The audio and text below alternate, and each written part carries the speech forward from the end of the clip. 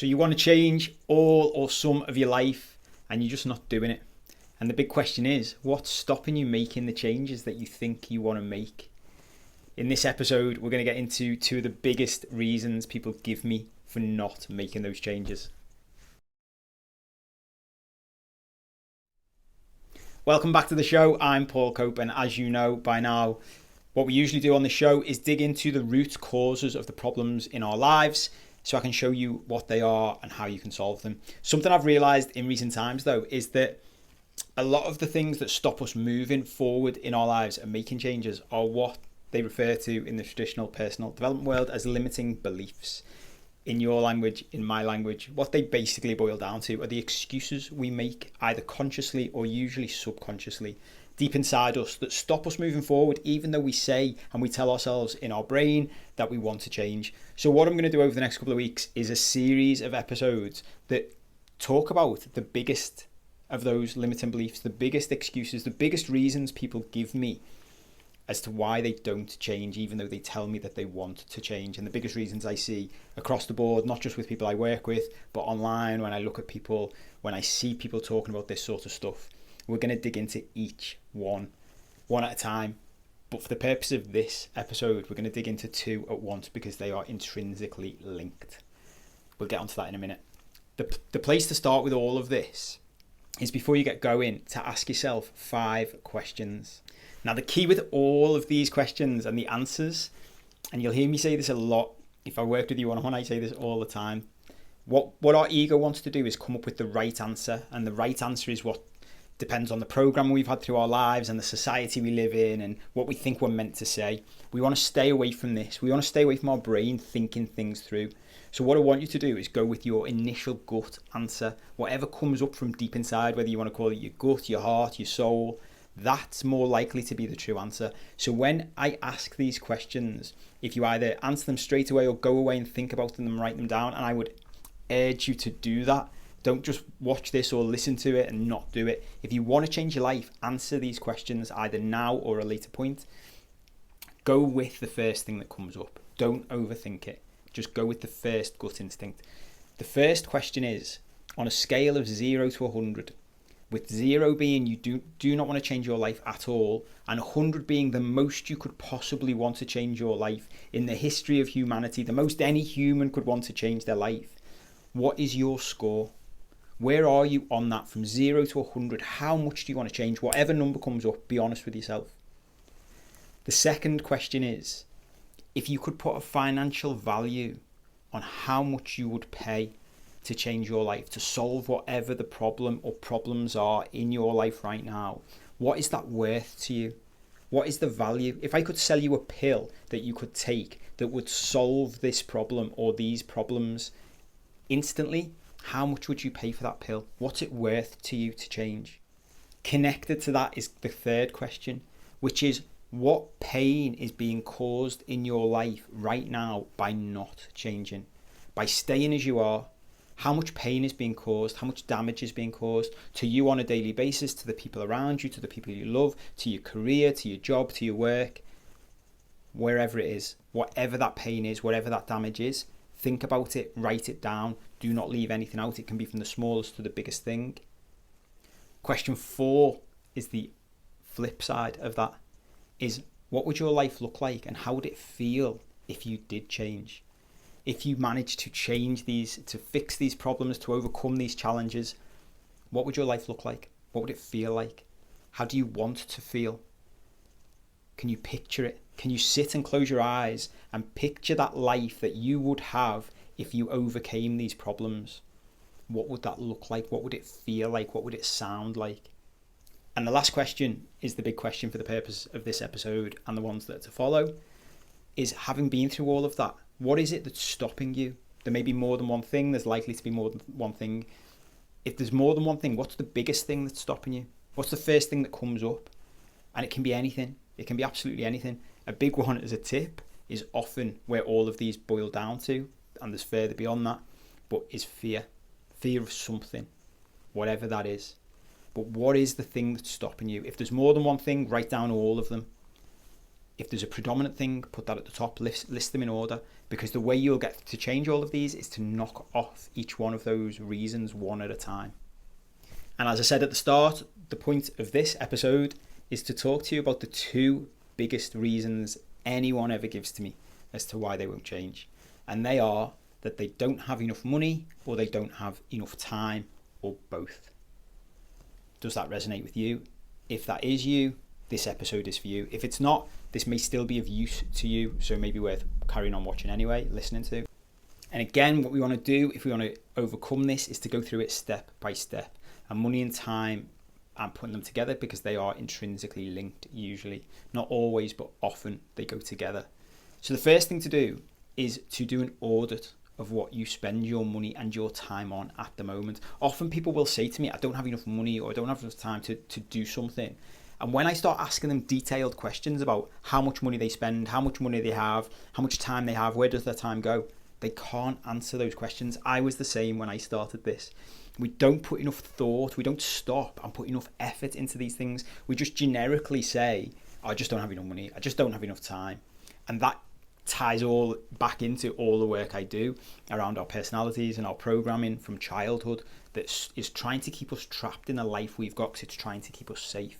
So the first thing to do is to take control of this. Sit down with a pen and paper, get your bank account statements, think about your week, and go through and audit all of the stuff you spend your money on now and all of the places you spend your time, and be specific.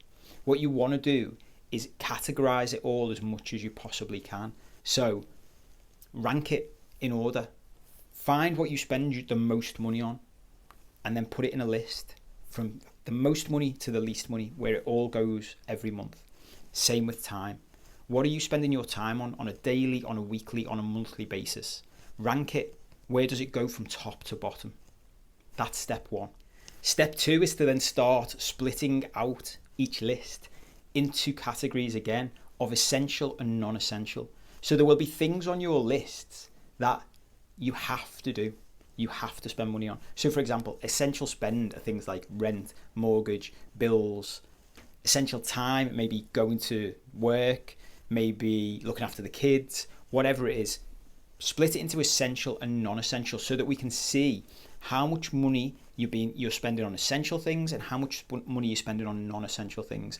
And be honest with yourself. Again, we're going to talk a lot about not bullshitting yourself in this.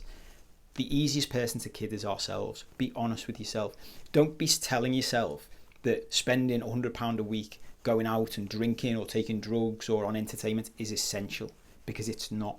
We have to be strict with this. The whole point is to identify what do we have to spend this money on and what do we have to spend this time on, and then what's non-essential that we're currently using both of those resources on. Then the key is to go into the non-essential stuff and to question it. Question everything. What could be cut out if you were being really strict with yourself? If you really wanted to change your life, what could you cut out? What are the things you're spending your time on? What are the things you're spending your money on that don't have to be there? And how much could you save in both of those categories if you cut back? Now, if you want to go stricter, if you want to go, it depends how hardcore you are, and this will tie in, you'll hear me bouncing around, this will tie into the score you gave yourself on how much you want to change your life. If you're at 90 out of 100 on how much you want to change your life, you can start looking at things on your money list, for example, and let's say you've got a big mortgage or you pay a lot of rent. You might look at that and think, I don't need to. That's not actually essential. I could downsize my house, I could downsize where I live, and I could save money on rent or mortgage. Don't get me wrong, that's extreme, but that is something we can do. That's something I did in my life. I still do that now. I'm literally in the process of doing that again, of reassessing how much money I spend on things and whether I need to spend them. And remember, there are no right or wrong answers to this. This is all about your life and what works for you. What we want to do is start taking responsibility and really taking control of this so we can see with our own eyes what's going on, and then we can stop making excuses. Let me give you an example. So a few months ago, when I wanted to change things in my life again, and I'm constantly doing this, I've been doing this for years now, and I'm still doing it. I practice what I preach all the time. I was looking at how much time I spend following my football team. So big sports fan, big Liverpool FC fan, and I was looking at it thinking, right, I've only got time, especially to me. Time to me is more important than money, because time is the only finite resource we have. You can always make more money, but you can never get back more time. It's gone, and once it's gone, and we don't know how much we've got. So it's the most precious thing to me. And I was looking at it thinking, well, if I watch a football game twice a week and I only watch it for the 90 minutes that it's on, that's an hour and a half each time it's on. That's 3 hours a week just on watching football. Now, what tends to happen is I'll watch a bit of football before, I'll watch a bit afterwards. So it's probably 4 or 5 hours just watching the game. Then I might read reports about it. I might watch videos online about it. I'll listen to podcasts, all kinds of things that go around watching a football team. And then I realised, well, I'm probably spending between 10 and 15, maybe 20 hours a week watching a football team. Do I need to spend that much time of my life? I've been doing this since I was a little boy. Do I need to keep spending that much time of my life on that one thing? And how much am I getting back for that?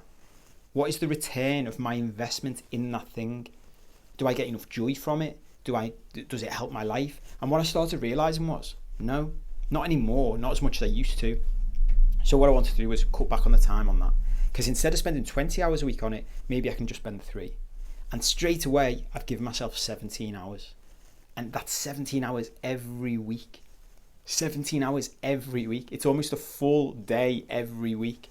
If you're talking about it in working day terms, it's 2 full working days every week that I can do something productive and constructive in my life instead of just blowing it watching football. So think about that in your life. What is that in your life, both in money and in time? And be hard on this. Don't let yourself off the hook. Look at it and think, how much do I get from this? How much do I really want to change? And as I say, this all links back to that score of how much do you really want to change? Think of the answers to the other questions we asked. How much pain are you in? How much are these problems really causing you in your life? If they're not causing you that many problems, we'll go on to a different solution to this that can really, really help, which is not something I've heard anywhere else, but I think is a really good way forward.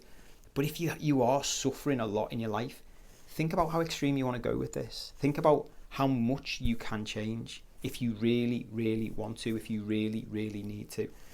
There's another big thing that comes up in this is the assumptions we make about other people and stories we tell ourselves about who we are. So I remember I knew a couple years and years ago. When I first changed my life, and it was something that used to frustrate me at the time, because when I changed my life, people made some big assumptions about what was going on in my life at the time. I'd just sold a law firm.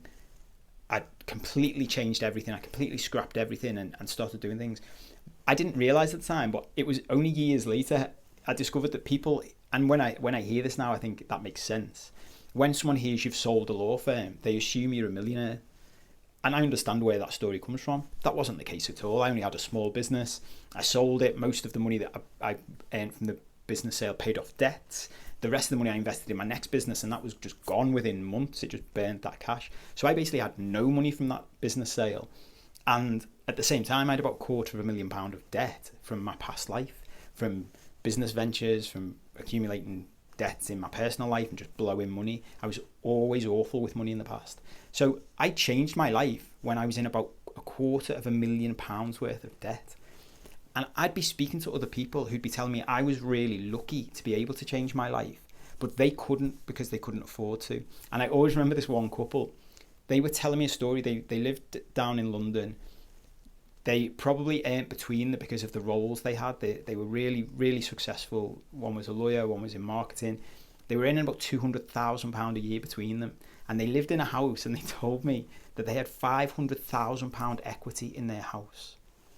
And they were telling me that they couldn't change their life and they were miserable because they couldn't afford to. And at the same time telling me that I was really lucky that I was able to. At that point in time, there was £750,000 in value in assets between us. I was at minus £250,000 and they were at plus £500,000. If I'd have asked them the question, if you won £500,000 on the lottery, would you change your life? They'd have probably said yes. But they could have sold their house, realised £500,000 worth of value, and then done whatever they wanted to do. They had £500,000 to sit on. Now that's an extreme example and won't apply to a lot of people, but it does apply to quite a few people I speak to when I dig into finances, when I ask them what's actually going on and what's stopping them changing anything are the stories that they tell themselves around it, not the actual real life facts. So ask yourself how much of that applies to you. What's going on in your life? Don't tell yourself stories about anyone else. Nobody else's life matters, not mine, nobody else's. What matters is your life. But be honest with yourself about what's going on. And that takes us to a really big point that I've alluded to earlier, and that is to stop bullshitting yourself. This is something I talk about all the time, and it's something I do in my own life. I did it when I was writing my book. You may have heard this story before. I remember I was telling everybody I was writing this book, my latest book. I was telling everybody I was writing it, but I wasn't. What I was actually doing was walking around telling everyone and telling myself the story that I was writing this book, and I wasn't. And I got to the point when I started telling myself these stories that maybe I needed an accountability partner, maybe I needed some new tools. And one day I was coaching one of my clients, and I was telling him this philosophy of stop bullshitting yourself.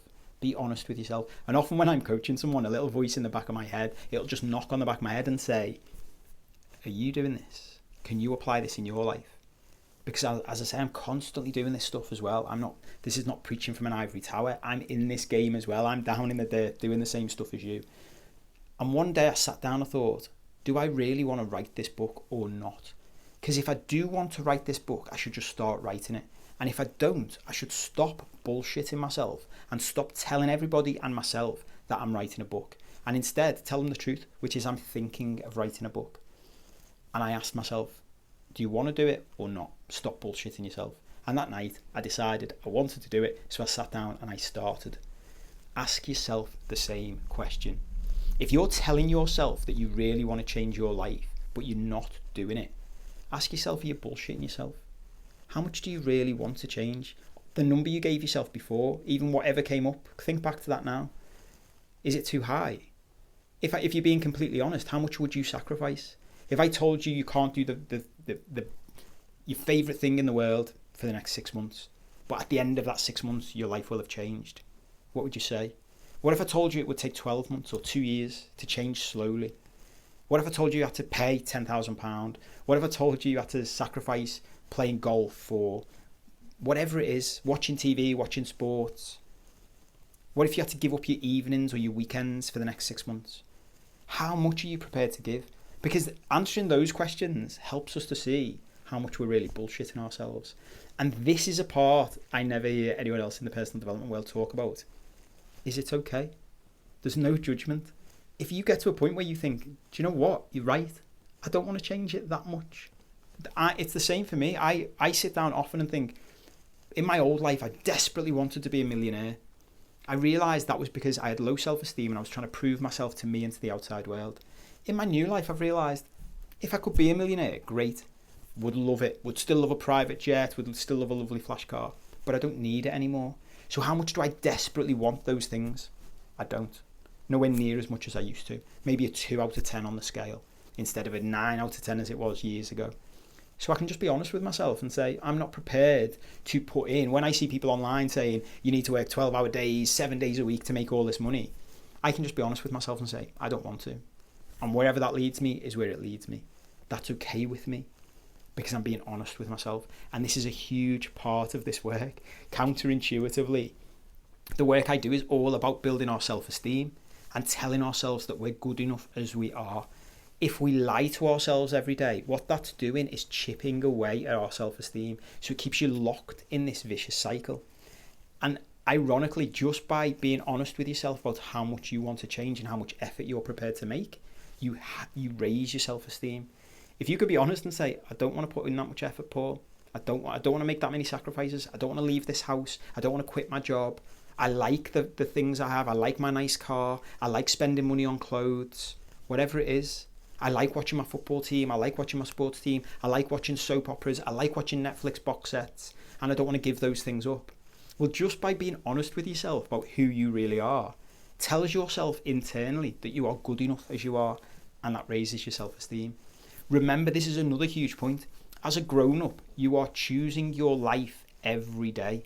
So by complaining about your life when you choose it every day, you're adopting a victim mindset. It's a huge character in the multiple personality work I do. It's a huge character that the vast majority of us, if not all of us, have got.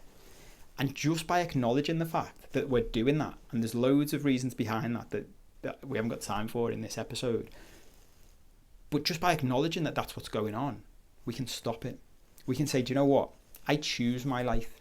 I choose to do this job. I choose to spend my time doing what I do. I choose to spend my money where I do. And yes, that causes me some pain, and I'm okay with it. And just by doing that, counterintuitively, I love that word, I use it all the time, counterintuitively, it makes your life better. Because now all of a sudden, instead of complaining about our life every day, we take responsibility. We say, I choose it. I'm making choices every day. One of my favourite phrases I repeat again and again is one that I heard from a guy on a Tim Ferriss podcast once, who I can never remember his name. It's in the book, if you want to look it up. Is hard choices, easy life, easy choices, hard life. If we make easy choices every day of our life, it makes our life harder generally. And if we want to accept that, if we want to accept that in the moment, we just want to keep making easy choices. We just want to decide to carry on watching the box sets. We want to decide to carry on spending money on drinking and drugs and partying. We want to carry on eating the shit food. We want to carry on eating the cakes when we want to have a cake. That's fine. But just accept that that's going to create a life that you might not like as much as the life you could have. But to create the life that you really want, it's going to take some hard choices in the moment. And it's going to take to repeat those hard choices again and again. That's the reality of it. If it was easy to have a dream life, everybody would have a dream life. We have to make some sacrifices. We have to make some changes to our lives. Something I see all the time, and I see this in different places, is everybody wants to change their life, but nobody wants to change the things in their life. And the reality is, if you keep doing the same thing over and over again, your life will not change. It's as simple as that. It's the Einstein definition of insanity, to do the same thing over and over again and expect different results. But remember, it's on you. At the same time, there are two caveats I want to throw in here to highlight, because I see other people talking about this stuff online and I really don't like it. A guy I used to love following, and I still do like him to a certain extent. Every now and then I like bits of what he says. Gary Vaynerchuk, Gary V. I once saw him live, and he's one of those guys who talks about when he's talking about time specifically. You know, if you go to work all day and you get home at like 7 o'clock at night and you see the kids and you go, you know, kids are in bed at 8. Well, what are you doing between 8 p.m. and 1 a.m. in the morning? That's what he'd be saying. You've got 5 hours there. Use that time. And part of me agrees with that. But part of me goes back to my old life and thinks it's impossible to just talk about time, because when I hear him talk, he's talking from a very specific life experience. And when I looked at my old life experience, I used to do a job where I would come home at 10, 11 o'clock at night, 12 o'clock at night sometimes, and I'd be exhausted. So you could say I've got a bit of time left, but I had no energy left. So time and energy need to be looked at side by side, because if we might have extra time we can create, but if our energy resources are completely zapped, we're still not going to do anything with that time. So that's worth thinking about as well. Are you spending your time on things that drain your energy more than they need to? Can you spend your time on other things that help you get more energy?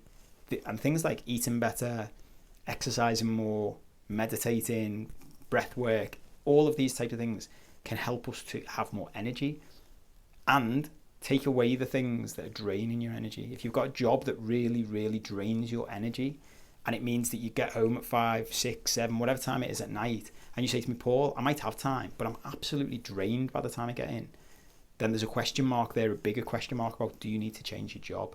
Do you need to change the thing that's draining your energy so much so that you've got some energy to do other things?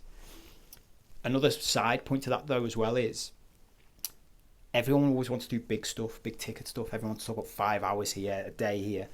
Always remember that if you spend 15 minutes a day doing something new, if you want to change habits, 15 minutes a day, every day, for a year, will change your life.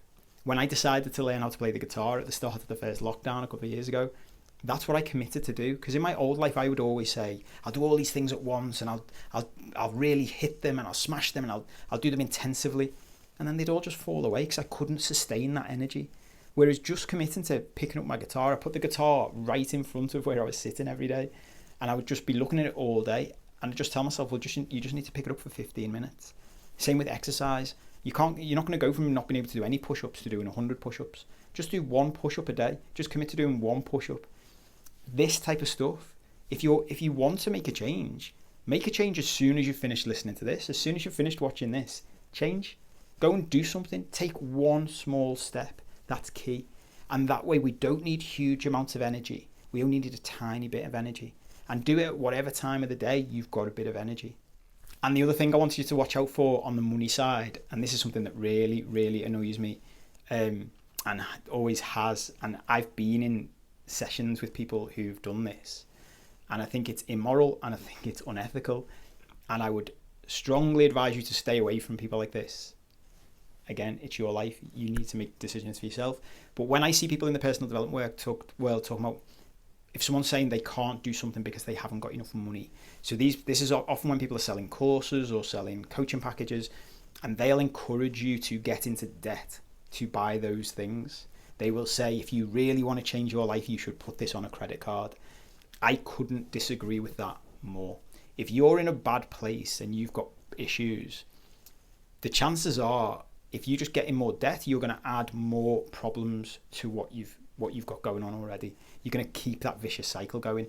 It's a massive gamble to say, I'll get in debt to buy a course or to buy coaching and hope that that's going to solve all of my problems.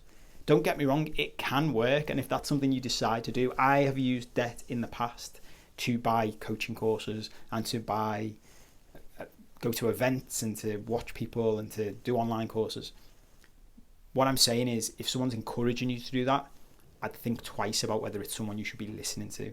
Because from my perspective, I've always been historically poor with money. It's one of the issues I'm still working on now, going back into old programming, repairing vicious loops that I've been caught in.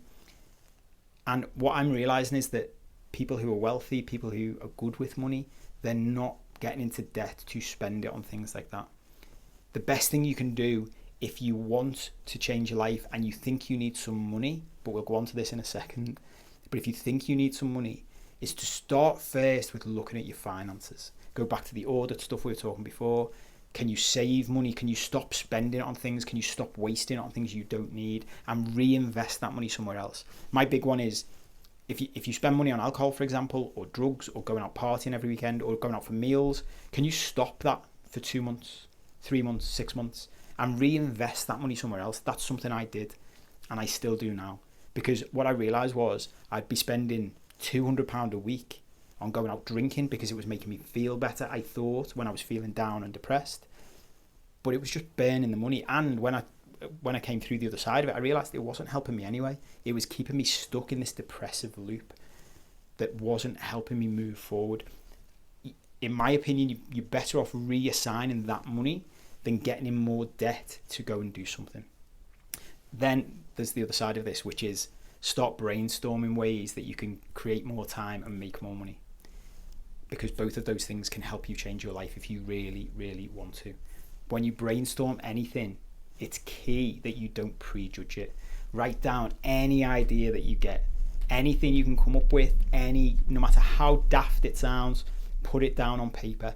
And then once you've finished doing the brainstorming session, then you can come back and reassess and see whether, if something still seems stupid, you can get it off the list. But don't prejudge it before you put it down on paper. And that all takes us to the good and the bad news at the end of all of this. And the good and the bad news is the same. The bad news is there is nobody coming to save you in this. It's something that frustrates me watching TV is when mainstream media, mainstream news, whatever it is, sort of encourages people to think that if a government changes, it's going to change your life. Something's going to come along and save you. You might win the lottery. You might win a big bet. Whatever it is, there's someone or something is going to come and rescue you. The bad news is that's never going to happen. It's not going to happen. Life goes in a loop. Go back. It's one of the reasons I don't watch the news anymore and I don't participate in mainstream society for a large part, is that if you want to see whether any of this is bullshit, just go and watch the news. Go and search something from 30, 40, 50, 100 years ago. It's the same stuff on loop, on repeat. But this takes us to the good news, which is the same thing, which is it's up to you. You are in charge of your life and only you can change it. And if you really, really want to change it, you can do it. Everybody I know, everybody I've coached has changed their lives to different degrees depending on how much they wanted to. But no matter what their limiting beliefs were before, no matter what stories they had, what excuses they had, they broke through them and they were able to change. You are able to make those changes. Even if right now you're telling yourself I can't afford it or you haven't got time, go through the stuff we've talked about in this episode. Audit your time, audit your money, find out ways you can do it. Start believing that you can. Start looking for ways you can do it and not telling yourself the reasons you can't do it. And you will slowly, step by step, move forward. That's the key.